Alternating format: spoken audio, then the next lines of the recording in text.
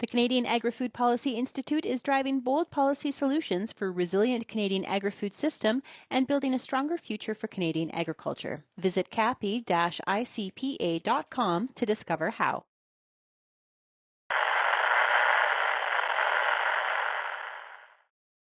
Welcome to the Truth About Ag.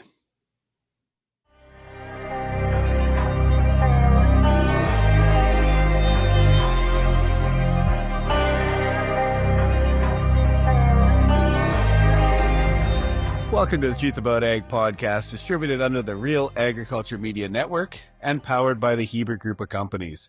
Remember to like, share, comment, and subscribe wherever you get your podcasts.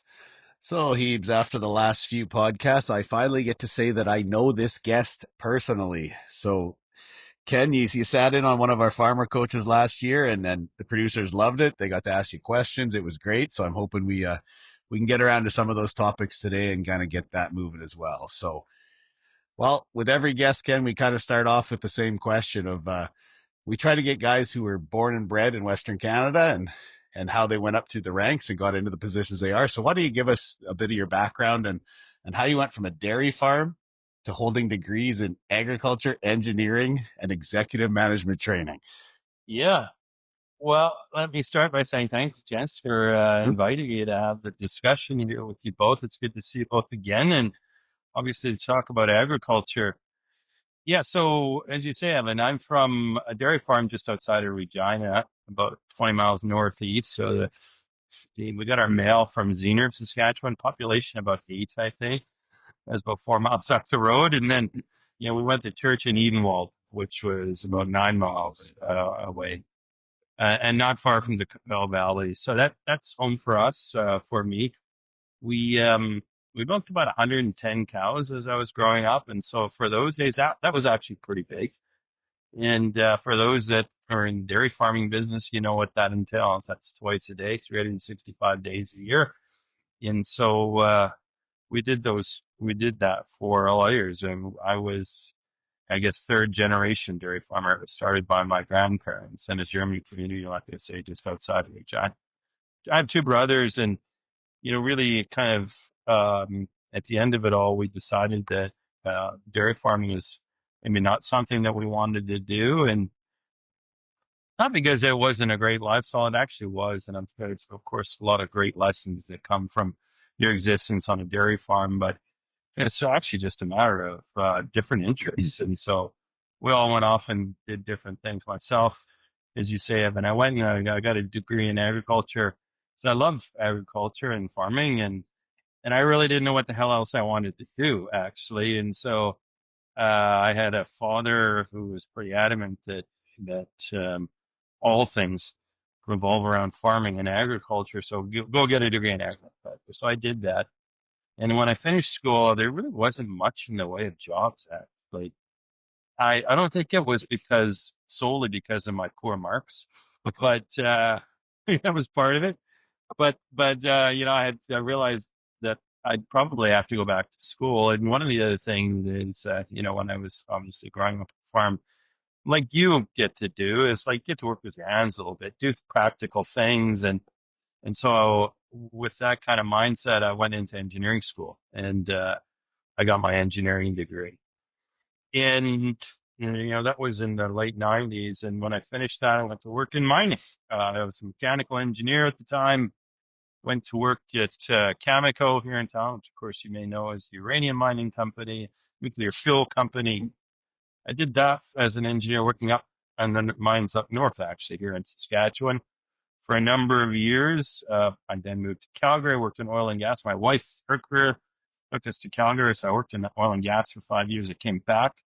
I got my MBA through that time period, right, all here at the University of Saskatchewan. You can see it from my window. But yeah, after working in Calgary, I came back to Cameco and worked there for 12 years. And, again, with a mining background, and I sort of worked into sales and corporate development and exploration and all those things, so that, over the course of that time, really fortunate to be having worked for a number of great bosses, but a number of extraordinary experiences.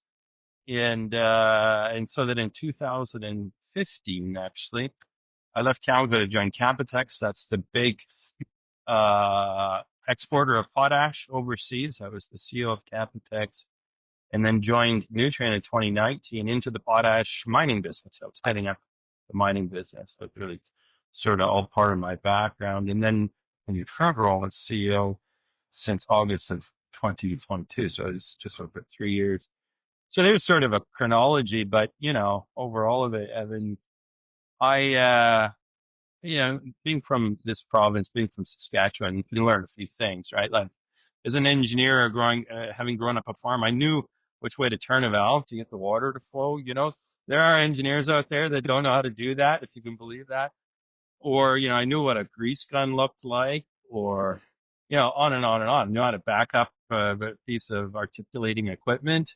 Like, so there's some practical things that I learned along with common hard work, but also, Saskatchewan values and not to be too big a Saskatchewan booster, but Saskatchewan values are community. I keep saying, sense of community, of humility, of hard work. I would say of entrepreneurial spirit in this province. You had to be to come to a place this cold and get stuff done, right? So, yeah, I think it's as important as sort of the chronology is the way that the gifts of Saskatchewan and of having grown up on a dairy farm sort of weave through all of that. Yeah, I've been incredibly fortunate. I'll let you lead off, Heaves, but I do have to say this might be our first supply managed individual on the podcast, so maybe we're gaining some viewers here. I hope. Geez, I've got to be careful because my whole dairy farm community is still at it, but I have different views about supply management now. So, yeah.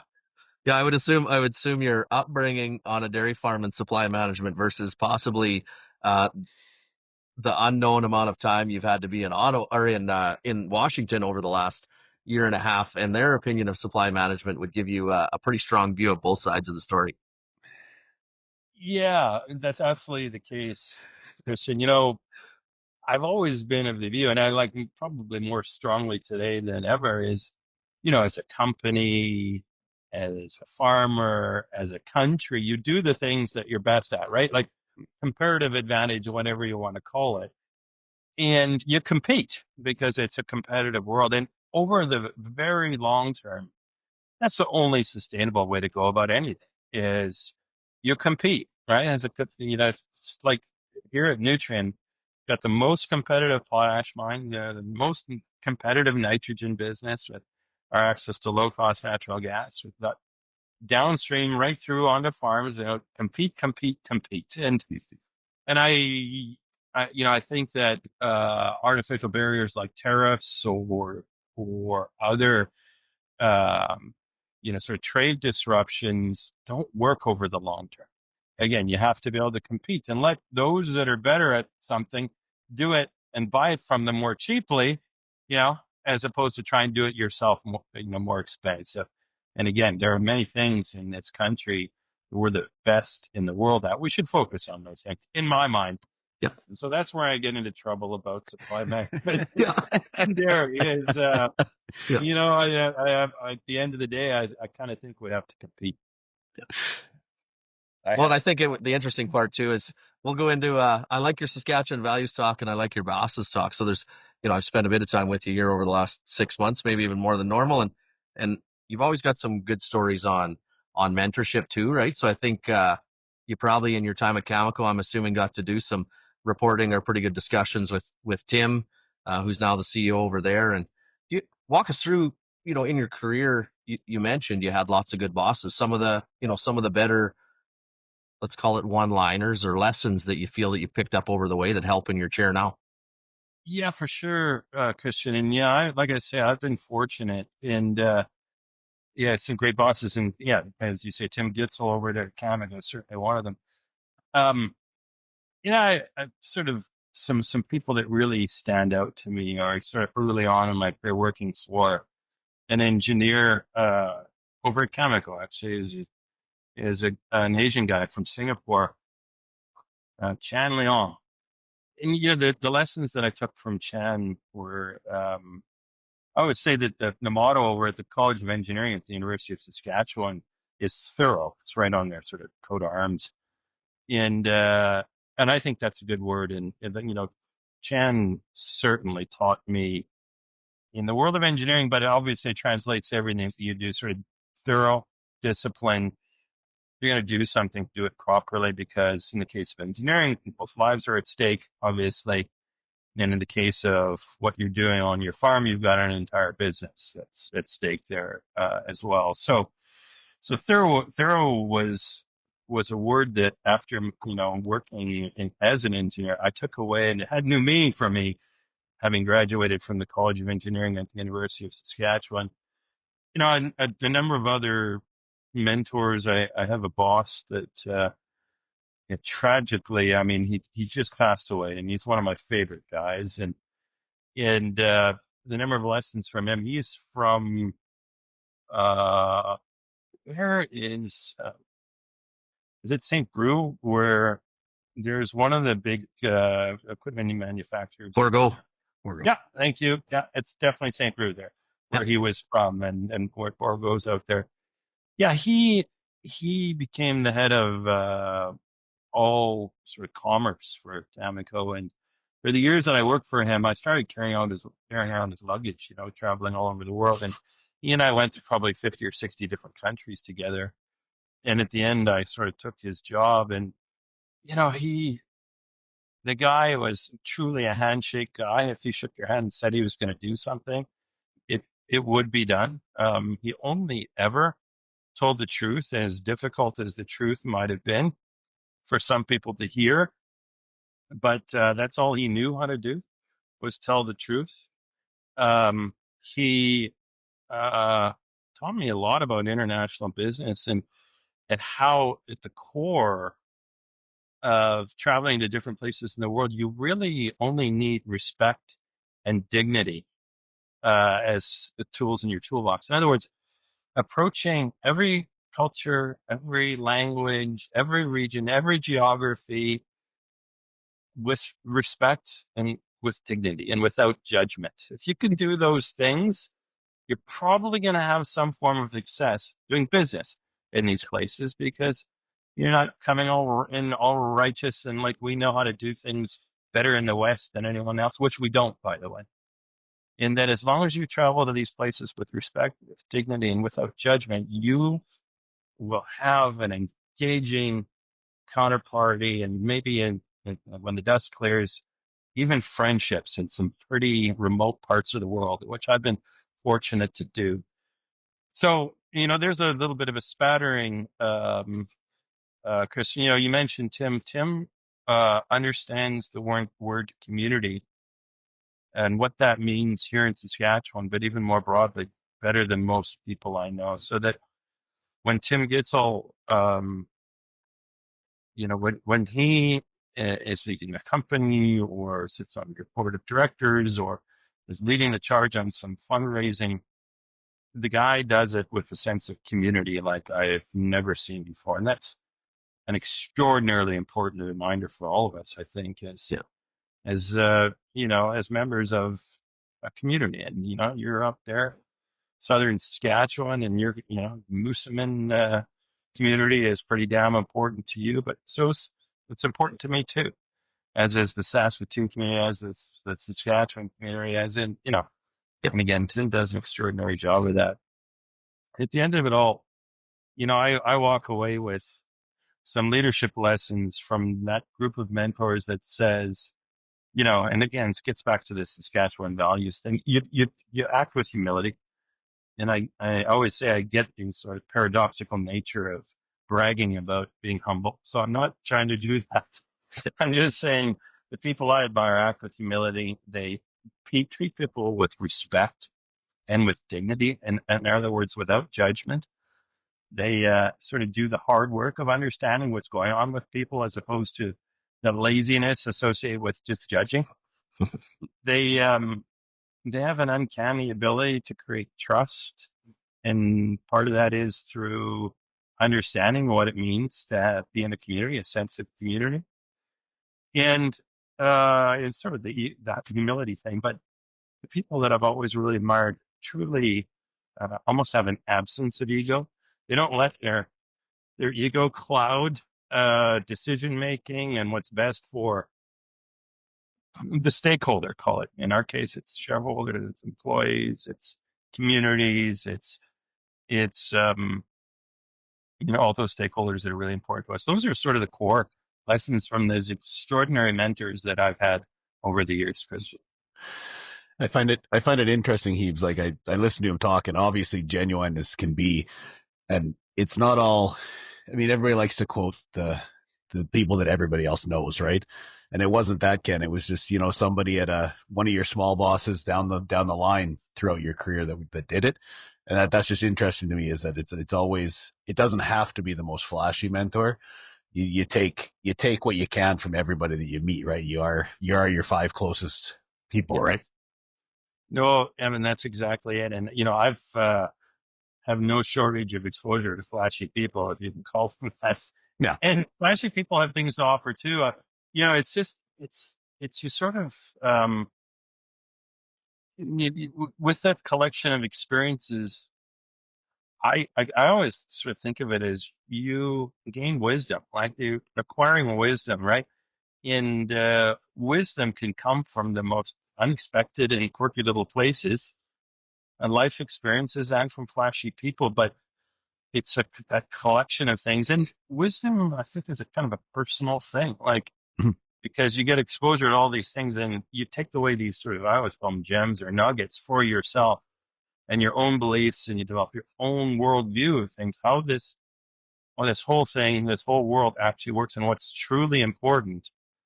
And it's exactly as you say, I mean, it's the kind of the acquisition of wisdom that allows you to grow as a human. And I think that you just do that until frankly, the day you die. It's this journey of acquiring wisdom. Evan, Ken doesn't have to, his absence of ego, I thought was a good one. So as you said, Ken, you're talking about it. And you sometimes don't feel like it's easy to be humble when you talk about it. But I was able to spend quite a few hours with Ken here not too long ago at some meetings. And my 2 favorite conversations were he missed being around the combine. So we literally emailed his EA in the middle of meetings to book for next year because he's got a busy calendar, some time on the combine. But the second one, Ken, was you were telling me, I can't remember who was customers or the board, and obviously plan and security for Nutrien, for Ken and for the board or for large customers is something that we don't have to deal with, but they do. And he was working through to take them to this little, it's pepper crab, is it? That's your favorite meal in Singapore or Southeast Asia. And it's a little downtown restaurant. It's not a 5-star cuisine, something that you'd think. And Ken, he was just so focused that he got this group to go for this pepper crab, right? Yeah. Yeah. So, absolutely. On the first point, it is blocked off. I can just look at it. A big chunk blocked off in the calendar for next year, which, is great. A little nervous because I don't want to destroy a $1.2 million. How's the general liability at HGV? So I could imagine there's going to be, I'll be sitting, like they have those jump seat things now. I'll be sitting in that. And some qualified operator will be, but nevertheless, man, would that ever be great to be back on? I spent a lot of hours on a combine in my life, and mostly pull type combines, but also self propelled. And yeah, it'd be great to be back on it. Yeah, with respect to, again, that's part of my sort of corporate upbringing is some of the experiences that you have in all of these corners of the planet. And by now, I think it's like 80 or 90 countries for me. Some of the most extraordinary experiences are not the, Michelin 3 stars or whatever, there are the kind of truly local where you're sitting in a place like Singapore or Dubai or, Tel Aviv, or, pick your city, and you actually know that you're someplace different. If you're going to an Italian restaurant in Singapore, you don't necessarily know you're in Singapore, right? You could be just anywhere on earth. But if you go for pepper crab in Singapore, which is the only place you really can't get it, And you walk into the restaurant, it's filled with locals. You know, you're in someplace pretty genuine, and you're going to have a unique experience. And that's what I wanted for our board there. And that's what I wanted for our board. Absolutely. I mean, at the end of the day, it's another quote from another boss of mine, you know, and his was like, who the hell do we think we are? We're fertilizer salesmen. Yep. And there's some truth to that, right? Like, yeah. Well, and Hebes, I think you've said it before. We've talked about quality of time versus quantity of time, right? Like it matters more, you know, who you spend your time with and what you're doing than it does actually where you take them. And we've all been around. I mean, Hebes, we've hung out with people where you got to have the most expensive bottle of wine, or you have to have the 5-star meal. It's still just a steak. Let's be fair. It's the people around that actually makes a difference, right? Yeah, absolutely. Take a pause from the podcast to call out one of our largest sponsors at the Truth About Ag, Farmer Coach. We have had the largest uptake in the program since its start in 2022 and are looking to have more than 100 producers in for the fall of 2025. We've opened up an additional executive program as our legacy cohort sold out earlier than it ever has in the past, and we are asking producers to reach out for availability. We have multiple new industry supporters this year. Love the industry when they jump on board with education, and they are sending some of their most progressive and young farmers into the program.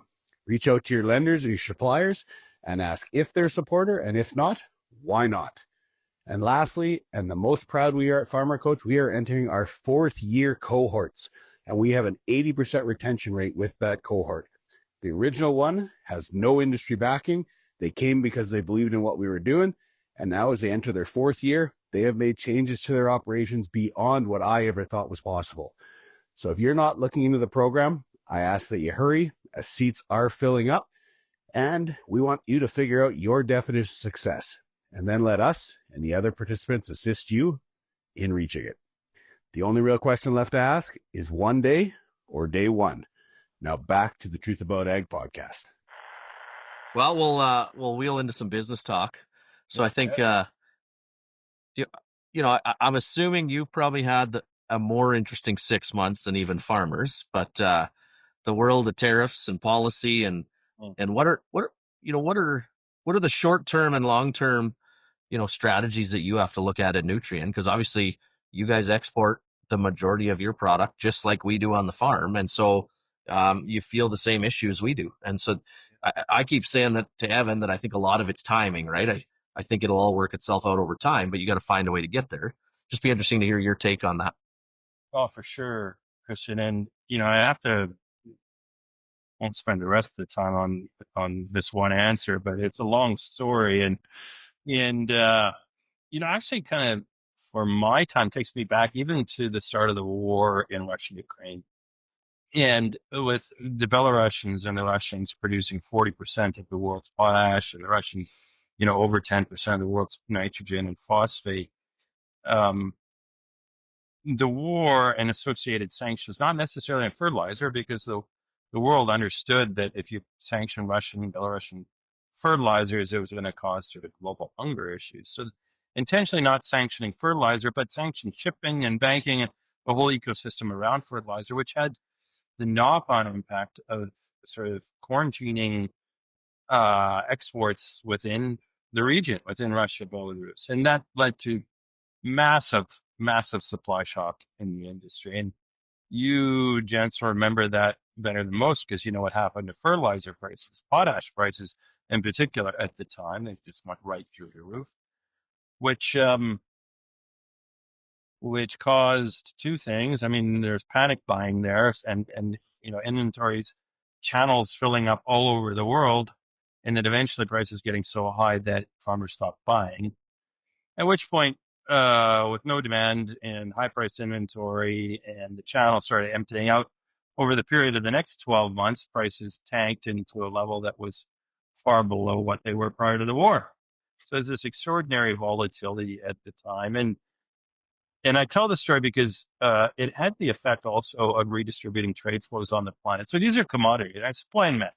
Prices are set by supply and demand. And with the Belarusians and the Russians really having nowhere to go because of sanctions, they went to the places that don't really care so much about sanctions, U.S.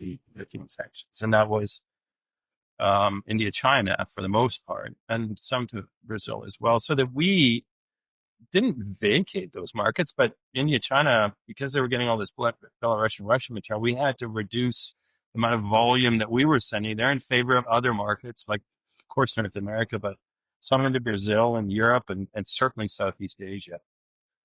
And I keep saying that two things happen with rebalancing of trade flows. There's more uncertainty in the market, so more price volatility, and increased cost. Because, for the most part, when it gets back to this comparative advantage discussion we were having at the start, for the most part, we're all producing and competing and sending our products to the markets that make most sense to us logistically, right? In other words, kind of our backyards. China's kind of our backyard. It's 2 weeks to sail off the West Coast. Obviously, North America backyard, East Coast of Brazil, we can get to pretty easily. Some other parts more difficult, like Ukraine. So with everybody going to like unnatural destinations or somewhat unnatural destinations, ourselves included, prices go up, and it costs us more. So yeah, volatility and cost, and then comes along the. But we successfully redistributed where we were sending our products. That's part of the benefit of selling to over 50 countries. Then comes along the war in the Middle East, Gaza, and the impacts on shipping through the Red Sea. The big Israeli potash producer no longer able to do that. I always tell this story. I know that the CEO, a former CEO who's retired now, that he used to get an email from the Houthis in the morning saying, "I see you're on the shipping schedule to come through. We're going to be shooting at your boat, just so you know." And that was an email. Yeah, and it's like, why do they do that? And he said he didn't think that they wanted anyone to get killed. They just shot at boats. And so he got the warning. Anyway, it's an interesting story. But yeah, so they had to stop going through the Red Sea and then off through the Mediterranean or across the line over to the Mediterranean. Another rebalancing of trade flows. It caused disruptions on natural gas supply, which had implications for the nitrogen market. Another major global event where we had to shift and rebalance and think differently about our markets. Then, now I'm getting to your question. It comes along. No, that's good. And tariffs are just another sort of introduction of whether it's a war, whether it's geographies and difficulties through Red Sea or sanctions on the Russians, rebalancing the trade flows. It's just another barrier to what should be free and flowing and natural trade, right? And so yes, tariffs have not necessarily for what we do in our products going to the U.S. because we are USMCA or CUSMA compliant, but more so on the bigger global picture. And it's really a couple things. One is we're reading about the China and soybeans with the U.S. almost every day in the newspaper, right? And that's causing the U.S. farmer, 92% of which voted for Trump, real grief on soybean prices, right? And their bins are full. They've just pulled off, this extraordinary crop, and they have no relief as it relates to soybeans off their farms. So China and soybeans are an enormous problem, I would say. And the only way, and you and I talked about this, Kristjan, the only way that gets resolved is if the Americans and the Chinese come to some form of agreement here, hopefully between now and the end of the year. Although you just saw a bump in the road even over the last couple of days with the Chinese withholding critical minerals and Trump saying, well, another 100%, onto everything we do. So it's you try and figure out how much of that is theatrics and sort of going through the negotiation dance here, and how much of it is real. But until such time as there is something, I think the U.S.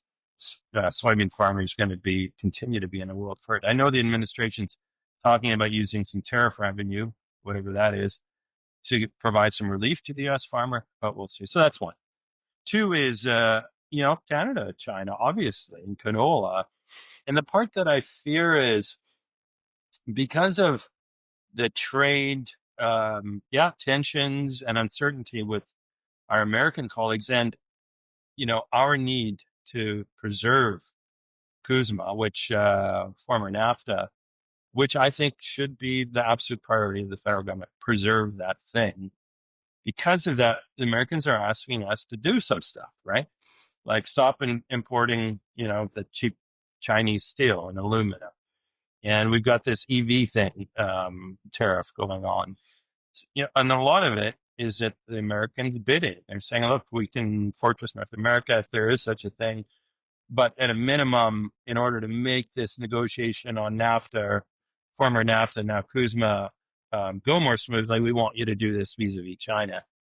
So we do that, and they slap 75% tariffs on canola. And no one knows that better than you two gentlemen, and the grief that costs us, right? And for our business, so there's a couple examples, U.S. soybean farmer, Canadian canola farmer, and those are two of our most important markets in the world. And so we say, the only way we succeed is if the Canadian and U.S. farmer, and yes, Australia and Brazil, if farmers succeed, like that's the only way we succeed. We want farmers to be healthy and happy and thriving. And so, we don't like this stuff, and yet I don't really know how to resolve it other than, and maybe this is at the heart of your question, Kristjan, we as Nutrien just continue to build flexibility into our portfolio so that we, no matter what's going on in the world, have customers over 50 countries. We redirect, trade flows, because it's always a zero-sum game. The Chinese are not getting their soybeans from the Americans. They're getting them now from the Brazilians. If the Chinese are taking all their potash from Russia, well, that means they've vacated Europe, and some of Southeast Asia. That's where we're going, and on and on and on. And us as Nutrien, there's a capital allocation decision here where we need to deploy capital into creating flexibility for ourselves, both on the supply chain and on even the products that we produce. In other words, switching capability, so that we have the flexibility to go to the markets and cater to the markets. As in the zero-sum game, there's like pockets that we can fill. And that's exactly what we've been doing. And I started with the war in Russia, Ukraine, exactly what we've been doing since that time. And I think that that's like, VUCA, which is variability, uncertainty, complexity, and ambiguity. That's the world we live in now. And we all need to think about those forms of sort of flexibility, optionality in servicing customers in new and sometimes capital intensive, but new ways that that allows you to cope with all this global uncertainty. Interesting part of I'm still looking at his background of agriculture and engineering and trying to figure out where this logistics and international trade experience all came in. Yeah, I can tell you, I mean, that's 25 years of living on an airplane. That's where that. Yeah. The other interesting part is, I mean, we as farmers like to always complain that we don't have a customer, right? We all ship to the elevators. We're price takers. But then I listened to your last 10 minutes of having to shift markets and find new customers and all that.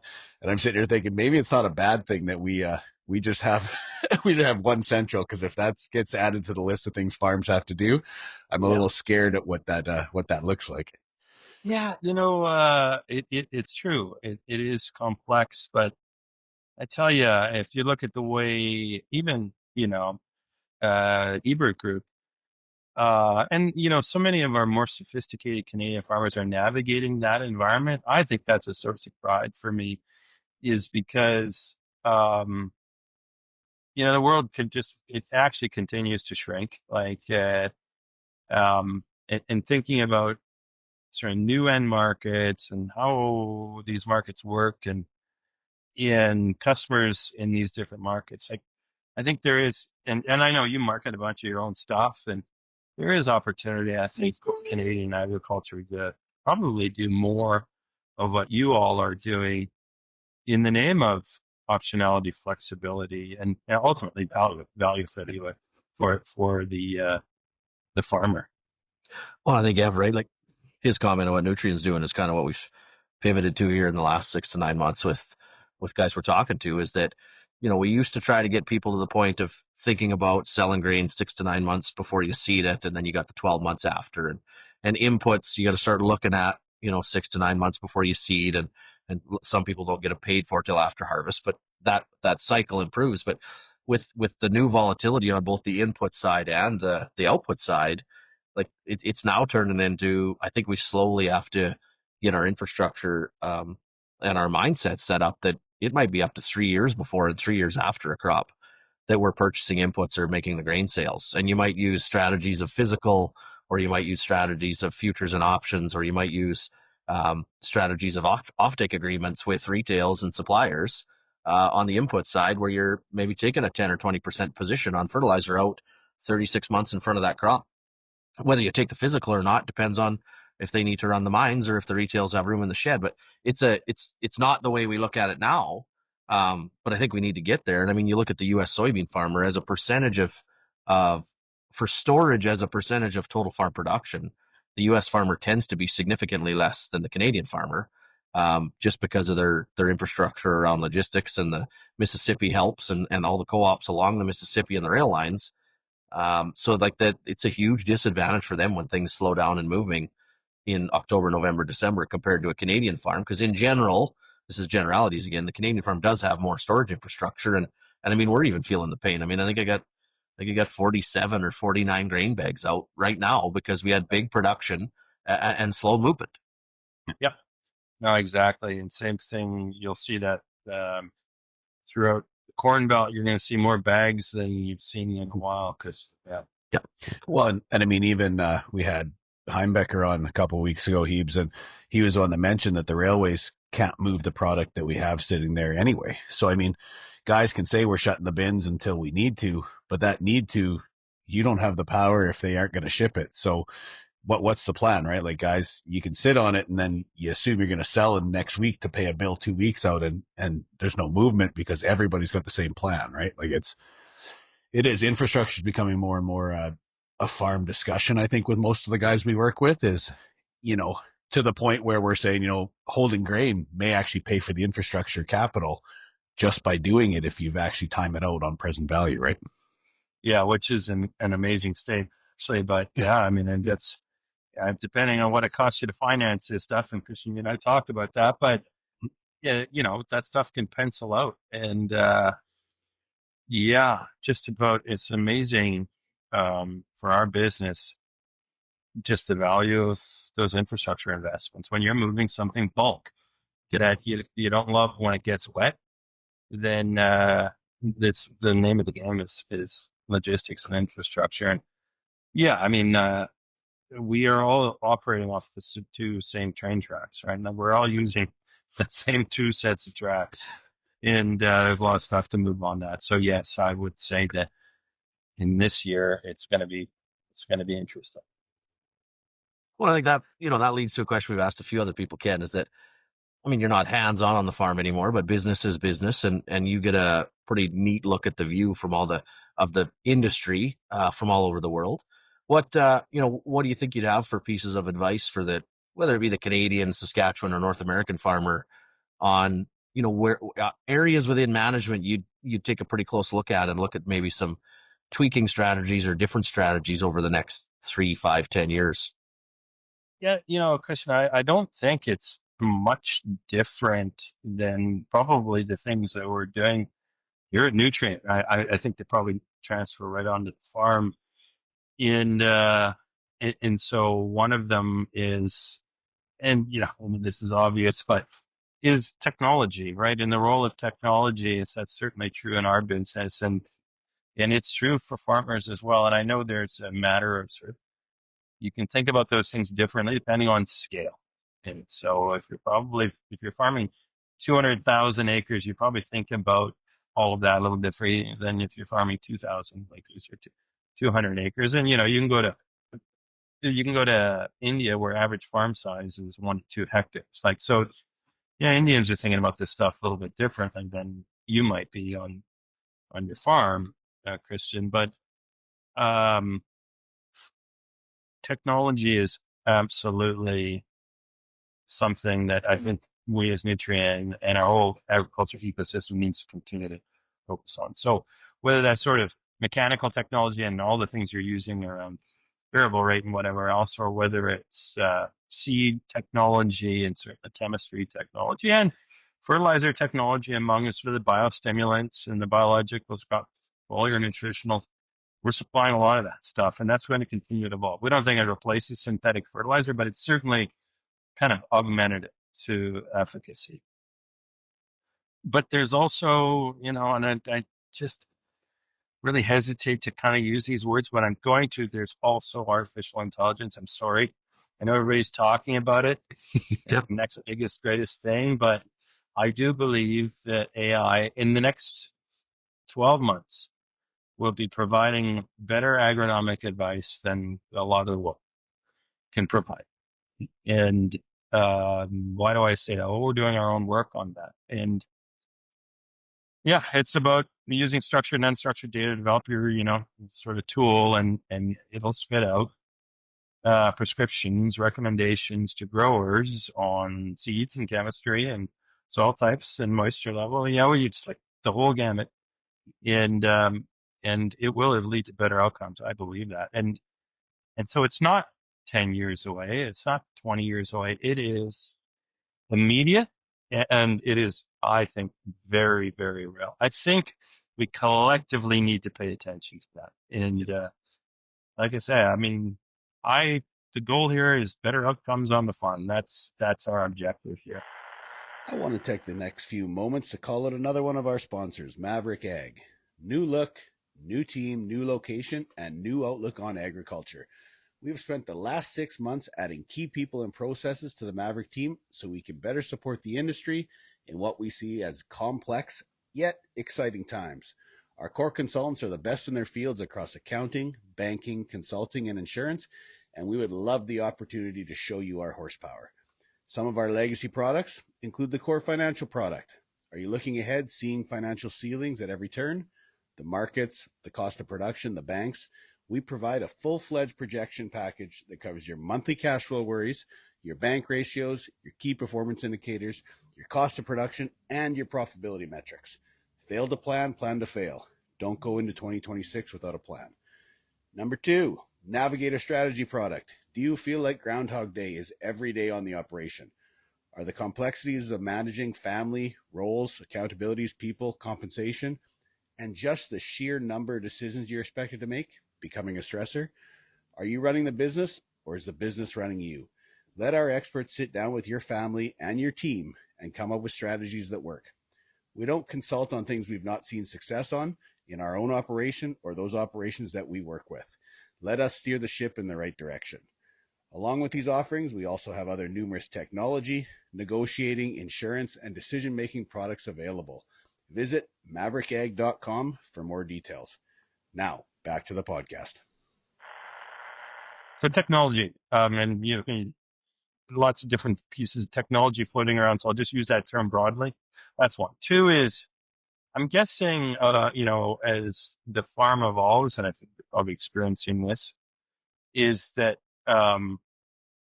you're going to need labor, you're going to need talent, because you can't,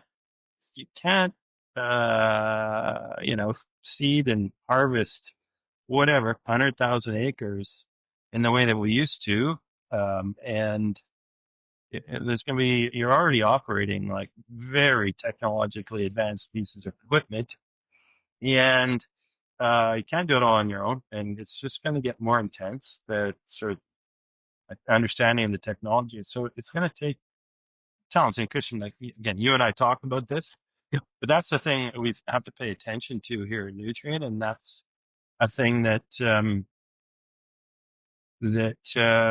guessing you do as well. So I'm going to probably list off about 4 things here. So technology, talent. I think whether you're on the farm or you're sitting at Nutrien, everything we've just talked about around global uncertainty.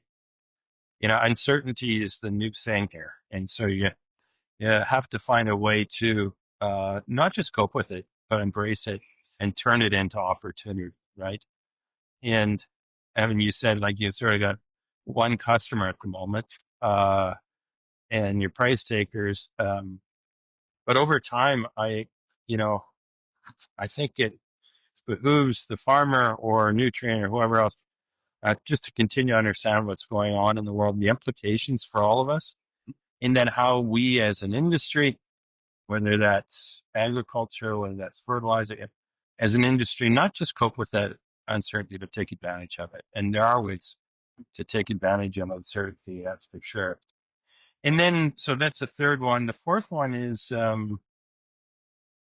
this just question of optimizing capital allocation, which, somebody told me once that that's my really kind of only job. It's to allocate capital on behalf of the shareholders and don't screw it up. And they don't say that, but that I think that's implied. And and it's got to be true on the farmer as well. Like, it's just extraordinary the number of decisions that you all have to make in that capital allocation decision on land, equipment, inputs, like financing rates. You put the crop in, you have nothing to show for it for whatever, a year later. How do you think about all, like, so I think, I grew up, like say, on a farm, and I don't know in those days we were spending enough time thinking about optimal capital allocation, and because it's so complex on the farm, but I think that's something that, it's got to be, and I know it's high on your list, and you're thinking very high about folks' things, but it's got to be pretty high on the list these days. It's interesting. He lists off the four things, and those would be the four areas where I'd say agriculture is behind, right? Like financial acumen, human resources, technology, and global policy, or whatever you want to call it, right? Uncertainty. And those are the four areas that most guys come into our office, and that's the part they don't have, right? Farms have been really resilient in the past. They know operations, they know how to work hard. Like, they're really good at getting hands dirty, but it's very few that could actually hit those four whatever peaks that you've just identified and not have some level of stress or complexity that they don't understand, right? Like, it's For sure. And it is stressful, and I know in addition to managing all that stuff on the farm, I gotta think about what's going on in Belarus. And the answer is, yeah, kind of, because it will definitely inform your timing of your fertilizer purchases a little bit more, probably. And we'll work with you all day long on telling you what we know, what's happening, what's the trajectory of prices. And that's only one example, but Evan, yeah, that's right. Like, it's a lot to take on there, but I'm guessing as farms continue to consolidate, and I think that they will, that those four topics are going to be, and again, that's not the farm I grew up on, but farmers are going to have to bone up on that stuff. And we like to call them uncontrollables, but they're not. They're controllables from a management perspective. You might not control what comes on the outcome, but you do control how you manage through it or how you plan around it, right? Yeah, that's right. Like, here at Nutrien, I joke once in a while. I say, like, maybe I don't know, 2,000 years from now, let's say we'll have perfect information, right? And we'll know everything, and you make a decision, and it's the perfect decision because you have perfect information. But here today, we just don't have perfect information. We have far from perfect, like highly imperfect information. So that it is a fight. It's a fight to discover better and better information in the service of one thing, and that's making better decisions, right? And so it's just that continuous battle, probably between now and those 2,000 years when we have perfect information, but we don't today. So you got to fight for it. Well, I think it kind of leads me down two paths. I talked to Ken about both of these in the past too, and like the first one is I was with Ken and some other fertilizer CEOs, and so his story about Tel Aviv. I mean, I think it was that same mine, right, Ken, that they could lose up to 400 people on a Friday to the reserves. So that's over 10% of their staff. Now I don't think they had lost anybody yet, but they could lose them from the workforce for an unknown period of time, right?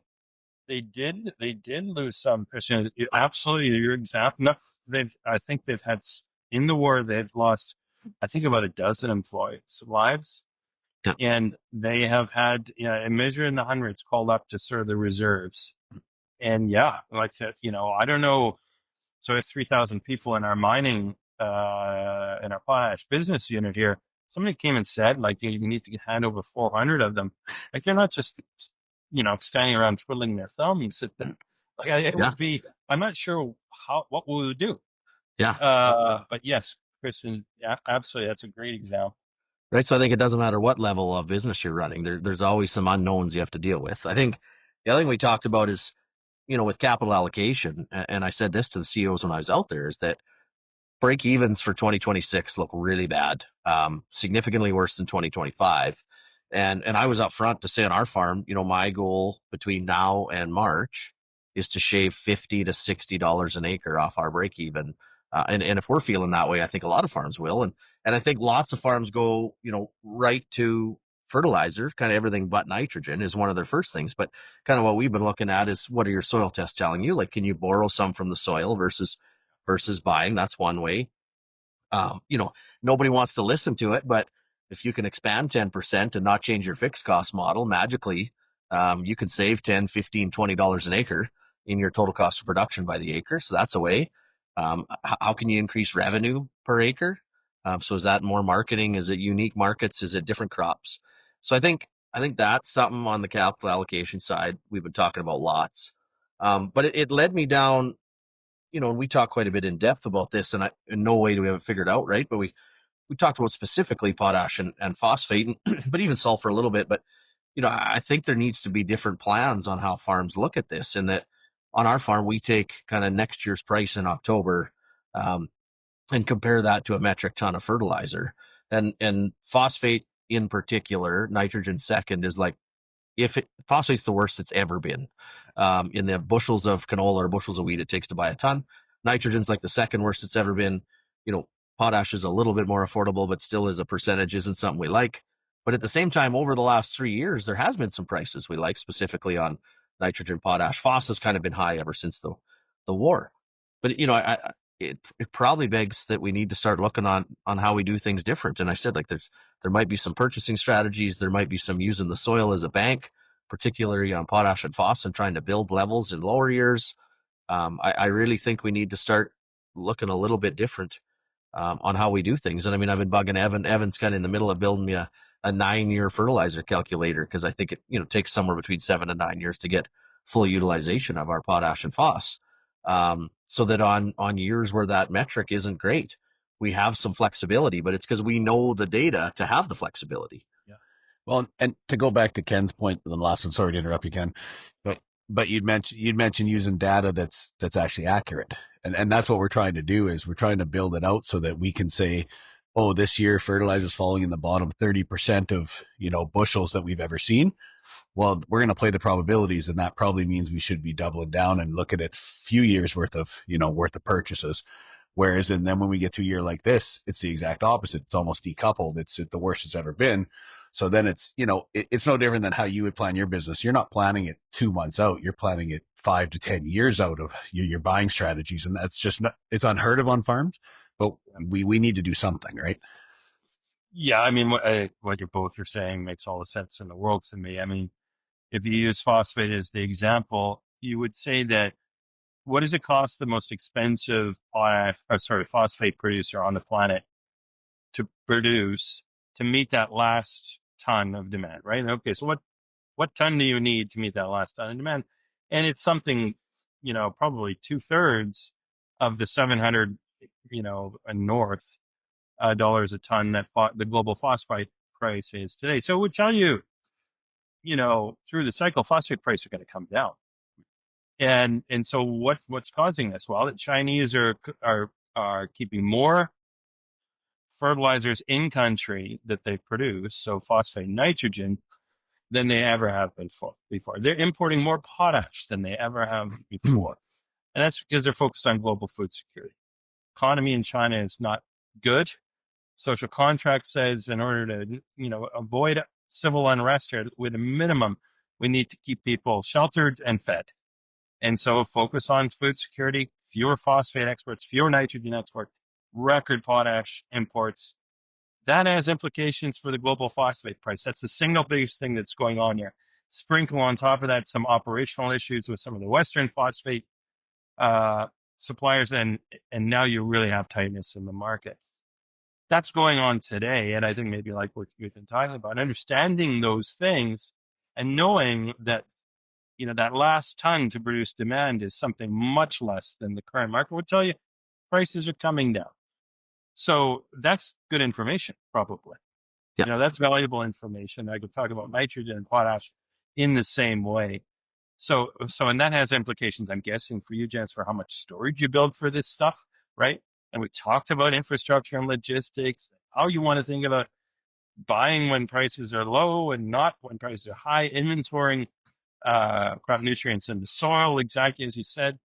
So anyway, it all gets very complex very quickly. I know that, but at the same time, I mean, I'm guessing in the pursuit of better information, this is all important stuff. Yeah. Well, and it's interesting, Heath, because you'd mentioned the lean management side of agriculture that we're probably looking at for 2026. And that's the last two clients that came into our office. That's what it was. It was, where do we cut? And we've always said, don't cut the muscle, which was fertilizer. But now it's, how much have you put down in the past? What's your soil testing? Like, is that where we're starting? And for the first time ever, I've got farms who are actually looking at selling equipment to lower their cost of production, which I never thought I'd be alive long enough to see that exclamation in my boardroom. But it's interesting when you start looking at levels where there is no profit. Guys will finally have that conversation that we probably should have had, to be fair, in the good times, so that we were ready for this, right? Oh my gosh, we live that in Nutrien as well, right? I mean, when you're forced to, you have those conversations, and you say to yourself in those times, "This is how we're going to live our lives for, this with this type of discipline that we're going to do this for the rest of our days." And it's all very well intentioned, but then there's kind of seepage, and wow, does it ever? It requires extraordinary discipline, I would say, and why is that? I keep going back to it's a competitive world. You got to compete. We have to compete. So does Canadian farmer, so does Nutrien. And so, yeah, if you look at what's going on with that Brazilian farmer and the runway that they have in front of them to continue to get better and better and compete, wow. No, I think as Canadian farmers, we can absolutely compete, but it requires discipline. Well, I think it for farms, it's finding that fine line. So, I mean, I think Ken used some good terms there. So, the one unique thing for Ken at capital allocation is he can charge with each of his direct reports on finding X% of seepage, and that's tied to their bonus plan, and they go find it, right, and bring it to him for him to make the decision. Also, he can have them; they have to come to him and have the discussion on, his potash guy's fighting for more money for potash, and his phosphate guy and his retail girl, his HR lady. The problem is sometimes for us farms, we wear all those hats. So we have to fight with each other. Like, we got to fight with ourselves on, are we spending money on more bins? Are we spending money on fertilizer? Are we going to spend more on equipment? Do we need to hire more people? And I think sometimes we just get busy, and it's like, piss on it. I'm going to go sit in the grain in the semi or in the bulldozer, and I'm just not going to think about this. Right. And so I think that's one thing that we don't want to have to. One of our unique abilities is we don't have to move. We can move a lot quicker than Ken and Nutrien can. He has a lot of people to get convinced and get on the boat behind it. But one of the positives is how you can have that internal debate on capital allocation. And on our farms, you need to find people you trust, whether that be on your farm team or outside your farm team, to have that debate. And one of the easy ways is strip cash and never be long cash in a farm, because then you always do have that debate with yourself. But I think it's an important piece we need to build into our operating systems. That is I think, an extraordinary point. So, like, I keep saying, the world is so complex that no one individual really, no matter what you're doing, no one individual can sort of navigate it. You need a team of people. And, diversity is a good thing too, for that reason, right? Like, diverse experiences, backgrounds, beliefs, to really test in the absence of perfect information, right? Or in the presence of imperfect information, to drive toward the highest quality decision in a complex world. It kind of takes a group of people. No one individual can sort of figure that all out on their own. So creating those, and maybe Farmer Coach is part of that, right? Is just creating those webs of people where you can have those discussions, create better clarity, understanding, and ultimately better information to make better decisions. And I think that ties back, we've always said, the successors or the transition plan or whatever it might be is go get experience somewhere else. Because if you've been taught by me for the last 20 years and you're coming back to take over the farm, there's no new thought leadership coming here. Like you've pretty much been groomed to be the same person. Where getting that outside experience and listening to Ken talk about all of the experience he's had in all his different positions, that's what's led to his position today. The other interesting part was he booked off time to go sit in the combine. I thought maybe that was him getting away and escaping for for a week, so he didn't have to make those decisions. Yeah, maybe it is. Maybe it is. Who knows? Yeah. Well, I think that was the neat part when I joined, him and some of his colleagues on one of the associations for some meetings, is that I wanted to. It's easy to get mad at fertilizer prices and low break evens, but we get in our vacuum of just talking to farms, right?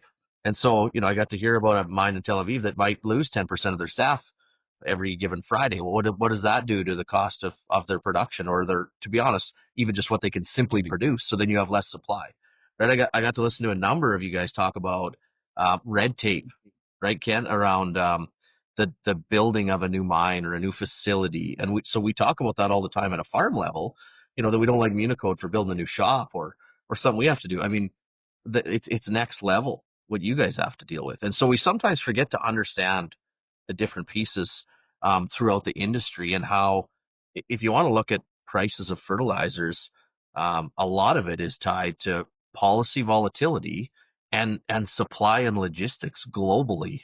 So the tariffs that went on the shipping and the finance industry was one of the number one things that ran up fertilizer prices throughout COVID and throughout the war, because of the redistribution routes, right? It didn't necessarily reduce supply; it reduced the speed of supply and where it could go. Yep, just a different way to think at it. But it's easier just to yell at Ken. Yeah, which is yeah. It wouldn't be the first time today. So yeah. Well, I'll go. Evan, you want me to start on 3 questions, or you got a few left? No, I got one left, but you can do yours first, and then we'll let so Ken, we know you're busy, and we appreciate having you on. So there's 3 questions I like to ask at the end, and I always tell everybody it's kind of just me being selfish, because I like to hear everyone's answers to write them down. But the first one, I'll give you a softball. One of your favorite books that you've read lately. Actually, I'm reading this book. It's called The Age of Revolutions by Louis Zakaria, and it is just, I'm really enjoying it. And it's really about the various forms of revolution that have taken place since the 1600s. And his point that, we're actually going through the most extraordinary revolution in the history of the planet as we speak today, geopolitically, technologically, and how former revolutions can help inform the one that we're going through today. So I'm really enjoying it. Yeah. So my second question, which you don't have to answer because I asked it earlier, was like the best 1 or 2 liners you've picked up for business advice or mentors. So if you have some more, that's great. But I wrote a bunch down already too. You did? Yeah, you came up with quite a few with the bosses. You've been taking notes the whole time. Oh yeah. You told me. Now I'm worried. What did I say? No. Well, your one was it started with your Saskatchewan values, right? Community, humility, hard work, entrepreneurial spirit. Hey, yes. Yeah. You had your one of kind of. I tied it to. I always use the word, right? Always be curious, right? It even signs off my email, but kind of the way you worded it was the reason you're curious is to build your own platform of wisdom, right? And we all take nuggets from different people, right? In different pieces. Yeah, so but I'm sure you have a one-liner too that you stick to from an old mentor. I think he was. I think he was worried that you'd taken notes from a past meeting. Is what. One of my favorite one-liners. It's not like I use this, but it was said to me once by a boss, and I was just getting a little overconfident. I think a little over my skis in terms of my view on things. And he, at one point, I'll never forget this, in the conversation, stopped me and asked me if he needed to show me an org chart. That was a good one. Yeah, that's a good one. I was like, do I need to show you an org chart? And I was like, no, I don't think you do. We're good. Yeah, I understand. Yeah. So, one of my personal favorites from you, Ken, was, and I think I've told Evan and Jeff about this, was obviously, since you've been in that chair, team reorganization, and we all want super high trust at the top as we start to put organizations through it. But one that Ken gave me, Evan, was like, everyone wants to know these crazy accountability charts and SOPs and how you're going to judge people on one-on-ones. And one of Ken's easy ones he gave me was like, how many times a week does something that they're accountable for end up on my desk? Right. And that's question number one. And question number two is, how many times do I say like, hey, it would sure be nice. I haven't assigned it to anybody. Like it's just barely hit the whiteboard. And I got a couple people that 2 weeks later, like they'll in walk with a 1-page plan around on the thing I said would be nice. I haven't even assigned it to them. And they took initiative to just bring it to me. And I was like, that's actually a great, like it's time is your number one asset, right? And the higher up you get, the more people want access to your decisions and kind of your vision and drive of where you're going. And the more times they can take that and take time away from you, it's just unbelievable. That is one of the biggest KPIs when I know someone's ready for a big promotion, probably is where I go, okay, there's this one thing we really need to get at. And, I really wish that, and then I look over my desk, it's like, oh, here it is fifth, it's like, oh, Yeah. well, that's glorious. Yes. Yeah. So then my last question, and I should quit telling this joke because it's going to get old. So I used to say if you were the ag minister, but I actually want things to get done, and it hasn't proven over the last 50 years that helps. So the way I word it is, if you had a magic wand and you could do something right now we'll make it specific to Canadian agriculture. What would you do so that in your mind, it could turn into that superpower it should be in 10 years, or even just, I would argue, what could you do right now to make sure that it captures as much of the opportunity that's out there over the next decade? Oh gosh, I mean, this is going to sound so lame probably, but it's something along the lines of be bold. The Canadian farmer, I think, has earned the right to be bold, has earned the trust, and certainly developed the capability to be bold. And I think it's almost like a Canadian cultural thing that we shine down a little bit. But the Canadian farmer is the most sustainable farmer on earth, the most productive farmer on earth, the most technologically advanced farmer on earth, the most um, uh, sort of I would say, yeah, sort of business acumen, sophisticated on earth. And I take the point, Evan, that financial acumen is probably can get better, but at the same time, on a global scale, really, really solid. So the Canadian farmers earned all these reasons to be proud, and I think that it's a global stage that we operate on here, and we can, I think, as Canadian farmers, we can occupy a leadership role. And it's not leadership just for the sake of leadership; it's leadership for the sake of getting value for everything I just said. Like the Canadian farmer deserves to enjoy the rents associated with that big list of stuff I just said. And that requires us to think boldly about, yes, technology, export markets, capital allocation and balance sheet, talent. Like it forces us to go to all those places. So I think as Canadians, we should stop apologizing. You might even have an opportunity in the world today as sort of global trade patterns are being rewritten. And so as Canadians, it's like it's turning that uncertainty into opportunity, where you say, with that rebalancing, where can we as a Canadian farmer, what spaces can we occupy that create more value than we are today? And that categorically exists. Perfect. He opened it up for me. He said be bold, so I get to ask him the question now. So you've been pretty humble today, Ken. So I want you just to push that to the side for the next 30 seconds. And what do you hope your legacy, not just at Nutrien, but in Canadian and global agriculture, would be? Yeah, I get asked this question, Evan, so that's another extraordinarily lame answer. I don't really believe in it, and legacy, that is. And what's your legacy? If you have kids, maybe it's your children. If you spend time, if your priority is your community, maybe it's your community. for us at Nutrien here, it's if you only knew, it's not just me.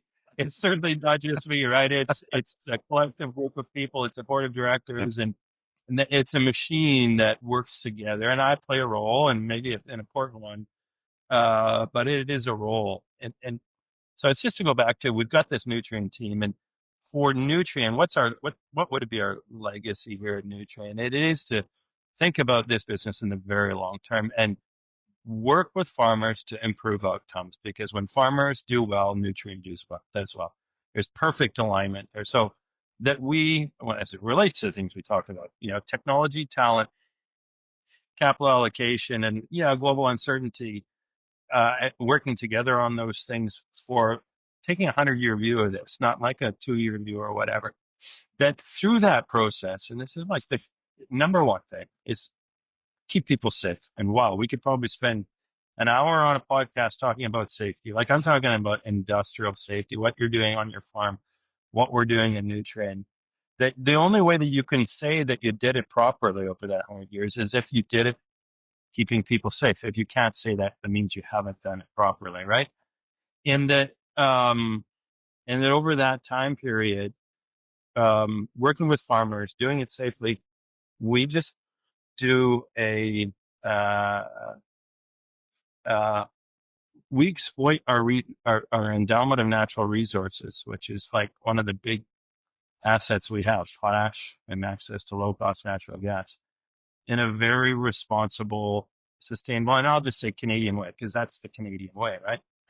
If we can step back after 100 years and say, work with farmers to improve outcomes, we exploited natural resources in a responsible, safe way, and first and foremost, nobody got hurt, I think there will be lots of things to do. Evan, I'm going to tag on his answer. Go ahead. There's one little legacy that I want the world to follow based on Ken. And so I think Ken has a great story of how him and brothers grew up on a farm. They decided that maybe wasn't what they wanted to do, but they loved agriculture. And it was growing up on a farm is part of what made him who he was. And we talked about that earlier in the podcast. And I think for farm kids out there listening, some of you are going to want to farm. Some have opportunity to farm. Some don't. You can grow up on a small farm in Saskatchewan and leave a big impact on not only your farm, but on the industry. And I've made it well known all over that I'm a huge fan of agriculture companies in Canada, specifically agriculture ones being run by Canadians, and even better that have a tie back to the farm, because it's different.